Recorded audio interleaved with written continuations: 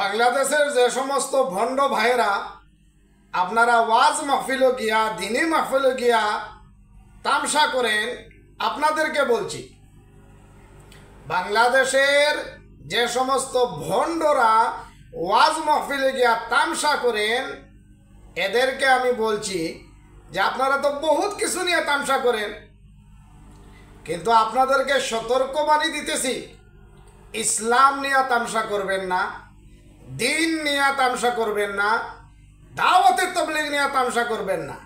জানেন না কোরআন, না জানেন হাদিস, আর আপনাদেরকে কারাবা বক্তা সাজায়, আপনাদেরকে কারাবা স্টেজে উঠে, এটাই তো আচরিত হই আমরা। এই দিনী মাহফিলে উঠার মতো যোগ্যতা থাকতে লাগবে, কোরআন তথা হাদিসের ইলম থাকতে লাগবে ভাই। খালি টুপি দাড়ি পাঞ্জাবি পরে স্টেজে বসে গেলে তো আর হবে না। এই ভণ্ড হুজুরকে আমি বলতেছি, আপনি যে বললেন যারা কলিমার দাওয়াত দে ওরা মনে করে যে আপনারা বেঈমান, তাই তো কলিমার দাওয়াত দে। আরেকজন মুসলমানকে কলিমার দাওয়াত দিল, বেঈমান মনে করে, সে নিজেই কাফির হয়ে গেল। নাউযুবিল্লাহি মিন যালিক। কোন মুদরসায় লেখাপড়া করছেন? জানেন কোরআন সম্পর্কীয় ইলম আছে? তামসা করার জায়গা পান না, না? কোরআন শরীফের মধ্যে রব্বুল আলামিন তাবারাকা ওয়া তাআলা কি বয়ান করেছেন জানেন না? আউযু বিল্লাহি মিনাশ শাইতানির রাজীম।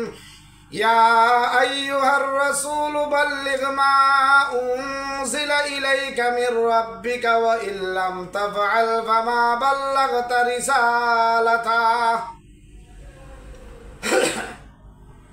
একটু জানার, একটু বুঝার চেষ্টা করবেন।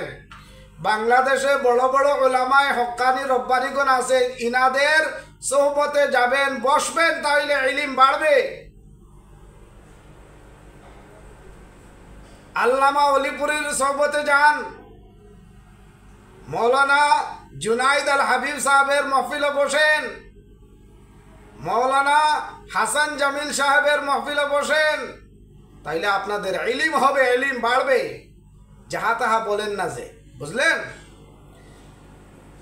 আল্লাহ নিজেই বলতেছেন, হে আমার নবী, তোমার উপরে যা কিছু নাজিল করে দিয়েছি তাবলীগ করে দাও, মানুষ জাতির কাছে পৌঁছায়া দাও।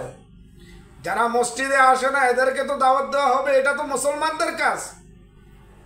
যারা রোজা রাখে না এদেরকে রোজা রাখার কথা বলতেই হবে, এটা তো মুসলমানের কাজ। এক মুসলমানের আরেক মুসলমানের উপরে এটা হক, বলতেই হবে।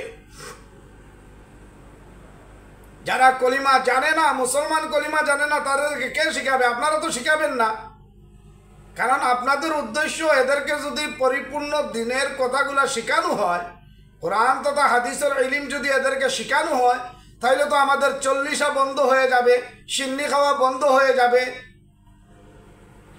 জিলেপি খাওয়া বন্ধ হয়ে যাবে। এই জন্য বলছি, ভণ্ড সাহেব, 2 টাকার জিলেপি খাওয়ার জন্য আর সিন্নি খাওয়ার জন্য আর মুর্দার উপরে 40 খাওয়ার জন্য যাহা তাহা ওয়াজ মাহফিলে গিয়া বলবেন না। কোরআন হাদিস আগে জানেন, তারপরে ওয়াজ করবেন। আল্লাহ নিজেই বলতেছেন, তা'মুরুনা বিল মা'রুফি ওয়া তানহাউনা আনিল মুনকার। ভালো কাজের আদেশ করো, অসৎ কাজের নিষেধ করো। তাবলীগওয়ালারা কি করে? মানুষকে ভালো কাজের দিকে আহ্বান করে, অসৎ কাজ হইতে বিরত রাখার মেহনত করে ও চেষ্টা করে। এই বন্ড হুজুরকে বলছি, ওয়াজ মাহফিলকে তামসা বানাবেন না, আর ওয়াজ মাহফিলে গেলে কোরআন তথা হাদিসের দিনের কথা আলোচনা করবে। বুঝতে পারছেন হুজুর? ভবিষ্যতে যেন ইসলাম নিয়া, তবলিগ নিয়া, দিন নিয়া যাহা তাহা যেন শুনি না করে দিলাম।